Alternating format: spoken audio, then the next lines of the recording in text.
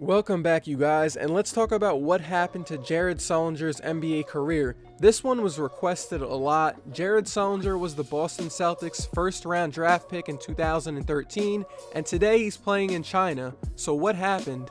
As always, if you have not subscribed, definitely do that to keep up with the what happened to this NBA player videos I will be doing. So let's talk about Jared's 5-year NBA career and if an NBA comeback is possible.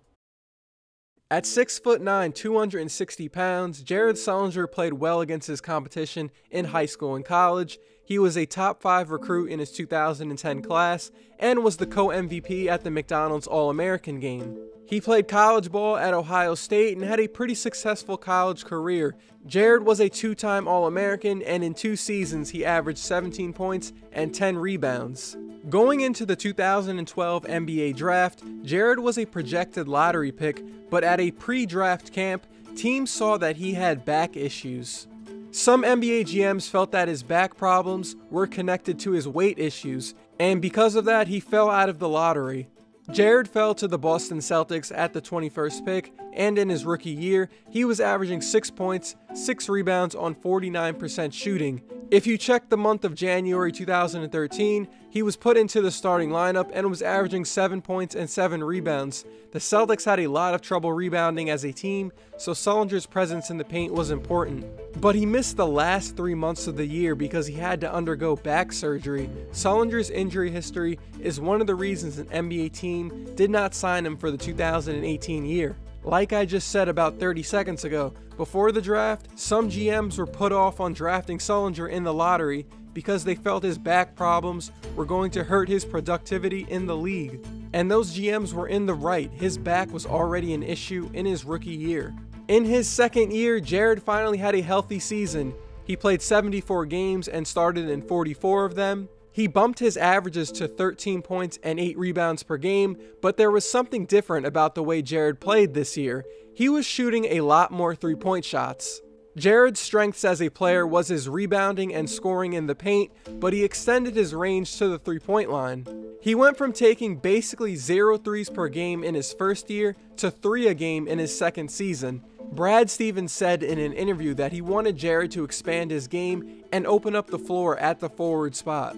However, not everyone was happy about Jared taking those threes. He only shot 28% from the three-point line, and I remember a lot of Celtics fans hated when he took them because sometimes his three-point attempts were ill-advised. Jared taking threes was supposed to space the floor, but that did not happen. Whoever was guarding Jared would just sag off of him to cover the paint and let him shoot. So going into his second to last year in Boston, they asked him to come to training camp around 260 pounds, but he showed up 20 pounds heavier than that. He actually played most of the season at 300 pounds.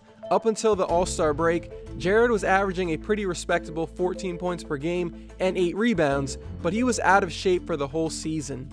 Even though he was putting up numbers, Danny Ainge and the Celtics did not like where he was at physically. Jared actually admitted to having conditioning issues. He told reporters that he would save his energy for later in the game because he was not in good enough shape to go all out in the first half. And just like in his first season, Jared went down with another injury, but this time in his foot. Sullinger was ruled out for the rest of the year because of a stress reaction in his left foot, but he did come back at the end of the year, and he played in Boston's first-round playoff series against Cleveland. In his final season in Boston, the Jared Sullinger three-point experience came to a close. He went from taking 3 threes per game in 2015 to 1 per game in 2016. Because teams were not defending him out on the three-point line, he wasn't adding any spacing, so they put him back in the paint, and Jared played a lot of center that year. His averages were 10 points, 8 rebounds on 43% shooting, and the Celtics decided to let him go in free agency. Even though there were issues with his endurance, I think he played up to his first-round pick expectations. At a few points in his 4 years in Boston, he was their main scorer and rebounder. So in the summer of 2016, the Raptors signed him to a 1-year deal, but he only played 11 games for Toronto. A week before the season started in October, Jared had to have surgery so doctors could insert a screw in his left foot.